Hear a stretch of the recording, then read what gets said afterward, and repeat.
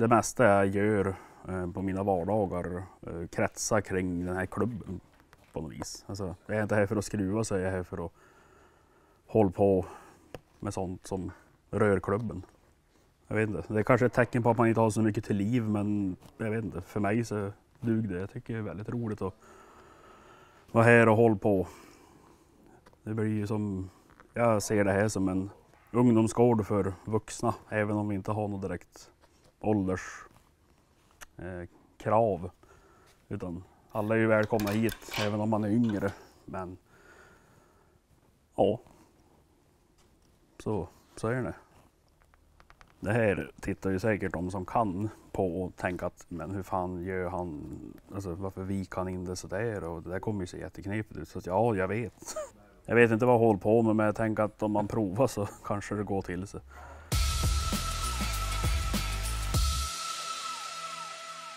Hallå, hallå. Hallå där, tjena! Läget? Du, det är toppen. Det är jättebra här. Hörru, vilken fantastisk lokal det här var.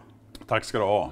Ja, det tycker vi också som brukar hålla till här. Var är vi någonstans? Nu är vi alltså i Örnsköldsvik och på en motorklubb som heter SHRA. I ett industriområde, Gårdnäs heter det då. Så det är våran klubblokal här och garagedel. Det funkar som så att vi är ju massa medlemmar i klubben, och i klubben då så får man hyra en garageplats. Där har vi 10 bilar.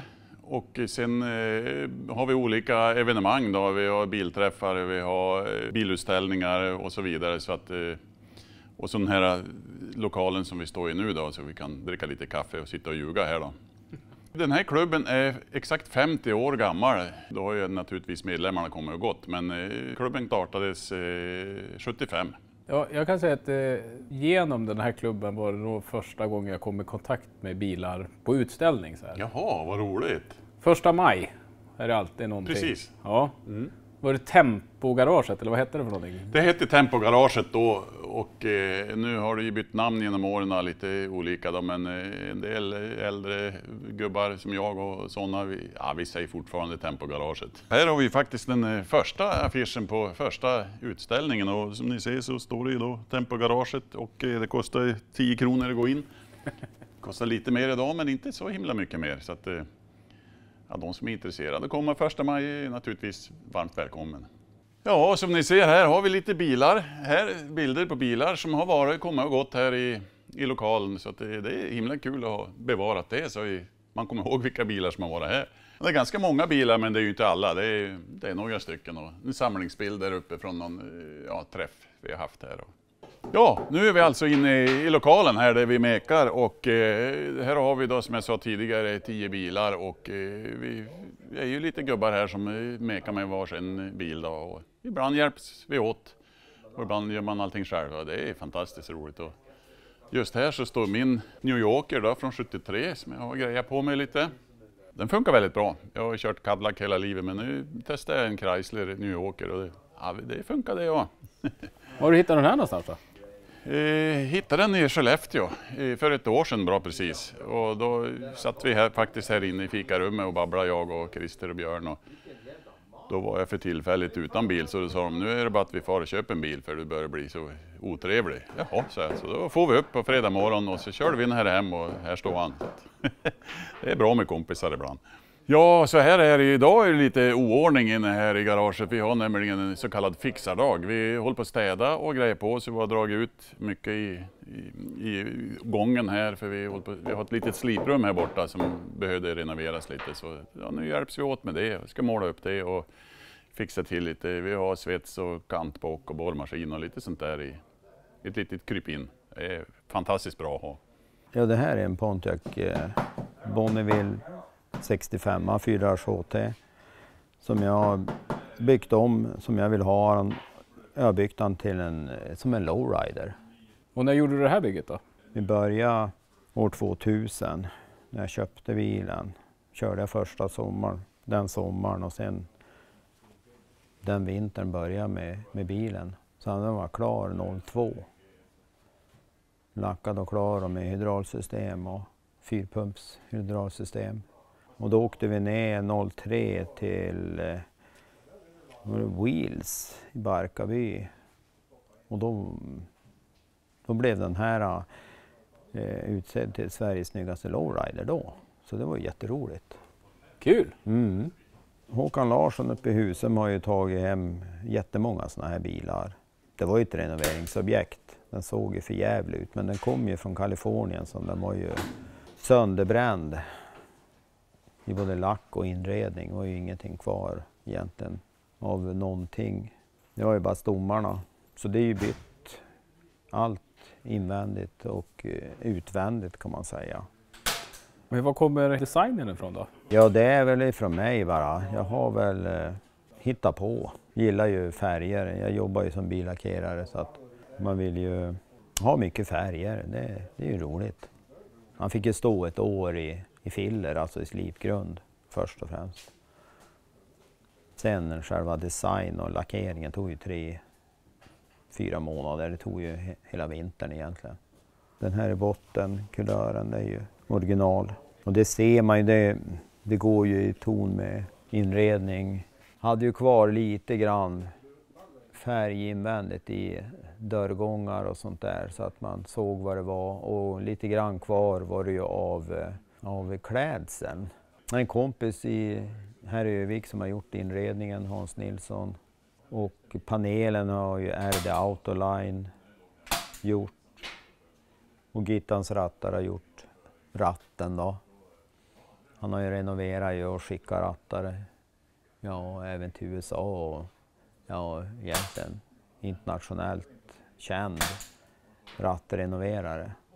Och de är ju jättesköna att åka i de här bilarna. Pigg i motorn. 389 som verkligen är pigg. Nu jämför med en Cadillac 390 som är lika stor motor. Det är ju natt och dag. Den här han skjutsar ju på när du trycker ner gaspedalen. Så är det ju. En jätteskön åkbilare. Vad har du för roligt då? Jag har en 65 Pontiac Parisien. En liten specialmodell som är Kanada-tillverkad. De hade lite dåligt med pengar i Kanada, människorna, och de gjorde en specialare GM så att de tog chassi och drivlina ifrån det skeva och så hade de på en Pontiac-kaross för att få en lite billigare bil. Och faktum är att 65 så sålde de mer utav Pontiac än Chevrolet i Kanada, så att det var ju ett lyckat koncept. Jag köpte den en bit utanför Umeå i somras. Jag har haft många andra bilar, men jag tycker att 65-66 Pontiac är väldigt vackra. Ja, planen är att jag ska snygga till den lite grann och fixa och trixa lite och få bland annat cabmotorn att funka som har stått. En grej som blir lite speciell utifrån att det är en Kanada-byggd bil, det är ju att den får ju... Pontiac hade ju wide track så att de hade bredare mellan hjulen. Men eftersom den här har ett skeva chassi så såg det ut som jag vet inte vad. Det såg underligt ut. Men hjulen hamnade så långt in i hjulhusen så att jag har fuskat lite och hett på Corvette 8-tummare för att det ska se lite biffigare ut och fylla upp hjulhusen. För de har ju snygga hjulhus och det är ju schysst om man får dit lite hjul så att det fyller ut. Det är inget snyggt med tomma hjulhus. Ytterligare en grej som är lite speciellt är just under locket här. För istället för 389 så sitter det en liten 283 här. Och så är det en Powerglide bakom. Så att egentligen är det ju en jätteskön kombination om man vill ha en enkel och driftsäker bil med en snygg kaross och en Canada Pontiac. Ja, det här är ju ursprungliga inredningen, så det jag tänker göra det är att försöka tvätta upp och städa till, och så har jag köpt en annan ratt som jag ska renovera. Det här är ju en skeva ratt, det är ju inte en Pontiac-ratt. Och det är ju en del av arvet i att det är skeva underdel. Jag började på SRA med kanske någon gång i mitten av 80-talet, och så var jag aktiv i nu sista vändan i ett par år, men jag har ju som varit med i SRA hela tiden. Jag har haft garageplats här i drygt ett år. Hunnit med att fixa med lite olika bilar sen jag kom hit. Det här är ett toppenställe, det är ett riktigt bra kamratgäng. Det som är lite kul är att det är flera av mina kompisar som har varit med sedan jag var ny i mitten av 80-talet som är med, och så är det påfyllt med lite yngre grabbar. Överhuvudtaget så är det väldigt sköna och seriösa människor. Det är högt i tak och vara trevligt tillsammans. Ja, jag har en AMC AMX från 1970. Jag har nog aldrig sett en sån här. Nej, det finns inte så gott om dem. Jag vet inte hur många som finns i Sverige. Kanske 5-6 stycken. Ja, AMXen den byggdes ju som, man kan säga den förkortad Javelin. Rent tvåsitsig. Det finns ingen baksäte. AMX stod för American Motor Experimental. De byggdes 68, 69 och 1970. Och 70 är gjord minst av. Den var tillverkad 4116 stycken. Sen är det olika motoralternativ. Det här är ju den lilla motorn. 360 då. 390 var ju den större då. Den var på 315 var hon på. Men lite mer vrid då. Det var inga jätteeffekter överhuvudtaget. Och 69 byggde de 52 stycken Hurst SS. Det var en ren tävlingsbil. Den är det lite pengar i. Var hittade du den här någonstans? Den här köpte jag i Östersund 1982. Ja, det var en ren slump egentligen. Jag var ute efter en Javelin, för brorsan hade en Javelin 68. Och jag var väldigt förtjust i den. Så jag jagade en sån, men hittade ingen. Och då såg jag en annons på en AMC AMX och visste inte vad det var. Så jag ringde till killen i Östersund som hade han. Ja, han förklarade ju, men jag förstod ändå inte vad det var för någonting. Ja, jag åkte dit i alla fall. Pengarna i fickan. Då jag såg den, då förstod jag ju liksom att det här är ingen vanlig bil. Det vart affär. Har den alltid varit svart? Nej, den har varit metallic grön, mörk metallic. Men jag tyckte den var så tråkig. De retade mig för att jag hade en Mazda. Då var det slut på det roliga. Då var den svart. Och hur länge sedan är du rev ner den här då? Det här är andra året han står här inne. Han har stått hemma i garaget. Sen, ja, 93 var sista gången jag körde. Det var kolvhaverier och så var det nya kolvar som inte var av den modell som ska vara. Alltså, det ska ju vara högre kompression i de här. Men det enda som fanns att få tag på då, det var ju lågkompkolvar. Men nu ska det väl bli fart på grejerna. Och jag ser motorn står ju här i alla fall. Ja, Den ser ju fin ut. ja den är nyrepad. Borrad och allt är gjort. Topparna är nya ventiler och nya ventilfjädrar och ny kam och nya lager. Och, så att det är lite fräschare grejer. Det är mer, vad ska man säga, performance än vad folk tror. Det är inte dåligt att åka med.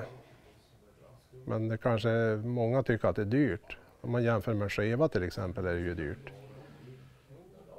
Och det är ju lite speciellt med en sån här motor. Den har sina egenheter. Men jag tycker att det är kul då det är lite, det ska gå emot en. Det ska inte vara så jävla lätt allting.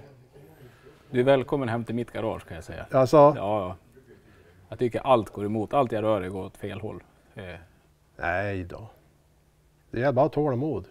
Man måste ha tålamod när man håller på. Det är det viktigaste. Fin färg den var. Ja, det ska ju vara original, alltså originalfärg. De lackar ju motorerna i metallic, aqua kallas den här. Aqua green, eller aqua blue kanske den hette. Jag kommer inte ihåg, men den är lite åt det gröna hållet. Det finns, alltså de färger man köper är i regel blå metallic till AMC, men det är inte rätt färg. Det ska vara aqua. Standard på de här var manuell låda. Det var automatlåda på ett tillval. Det har suttit AC i den här bilen, den var havererad då jag köpte den. Det var ju lite extra grejer, tonade rutor. Dock inte elektrisk vindrutetorkare. Och det har jag saknat.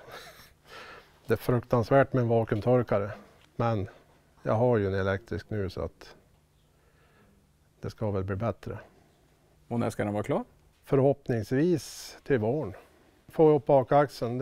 Jag har ju bytt difflameller i bakaxeln. Och sen är det motorn och täta lådan ska jag göra. Sen är det lite inredning som ska fixas. Ny matta. Det är inte några jättestora grejer.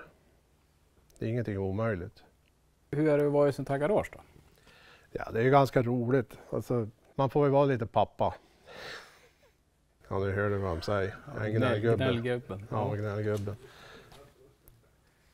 Nej, men det är väl roligt att man kan hjälpas åt. Alltså, det är väl det. Jag har ju dubbelgarage hemma där kunde vara. Men jag tyckte det är kul. Det blir lite gjort för mig egentligen här. Men vad fan. Man måste offra sig för de små. Vad har du för roligt? En Plyma-satellit där från 71. Ja, han har varit i stan sedan 85, 86 där någonstans. Det är ju en B-body. Det är ju motsvarighet mot en Dodge Charger. Det har varit mycket skruvning, jävlas lite, men det är ju som det ska vara. Motorn är plockad, stått obesiktad i över 20 år. Det var ett projekt. Det var egentligen inte tänkt att det skulle bli ett så här stort projekt igen, men det blev så. Och vi har många kockar har varit på här tidigare, hela bilen. Så satte ihop motorn, fick väl gå över det mesta på bilen om man säger så. Och den tur man har så far på besiktningen glad, gick igenom med blanka papper. Ja, vad var det? 20 minuter senare stod rasad motor. FB4 så var det bara att börja om. Nej, fy. Det var tråkigt. Och, Vad hände då? ja, det var en stake som lossnade. Aj då. Det var väl någon tidigare ägare som glömde draget lite. Så det var bara börja om, byggt ny motor nu så börjar få det lira. Ja, det är en 440 med insprutning och lite godis som man säger så. Hur kommer det sig att du köpte den här bilen då? Ja, det var bara en ren slump. Jag tänkte ju egentligen få titta på en Impala Cab. Och sen träffade jag några polare inne i stan. Var en som visste om bilen. Så ja, det blev väl inte för att titta på någon Impala Cab. Då blev det här istället. Lite komiskt när man fick hit den till det här garaget. Då fick jag ju reda på den här bilen har ju funnits i samma by som när man är uppväxt i. Och där. Bara några hus ifrån morsan och farsan. Så den här bilen såg man när man satt i sandlådan och lekte med bilar. Så det är ju lite komiskt. Planen är väl att byta inredning framöver, men det blir väl inte i vinter. Jag har inte fått någon att kunna skicka grejer från USA. Så det blir lite bakaxel i vinter och förfina lite grejer. Hur gör du i ett sånt här garage då? Ja, det är ju skitbra. Mycket kunskap som finns under taket om man säger så. Och sen är det ju ganska roligt. Det är ju folk i alla åldrar som är här och där. Och det finns ju alltid, om man står här och fastnat på något, det finns ju alltid någon att fråga om de har någon idé. Det brukar ju lösa sig ganska fort. Har man det fixat. Vad gör du för någonting? Ja, jag håller på att klä om dynan till skotern jag köpte bara nyligt här. För den var så full i hål och ja, jag tänkte det här blir inget roligt om den ska vara ute och användas och så kommer bara en massa fukt och tänkte att då kan jag prova att klä om den.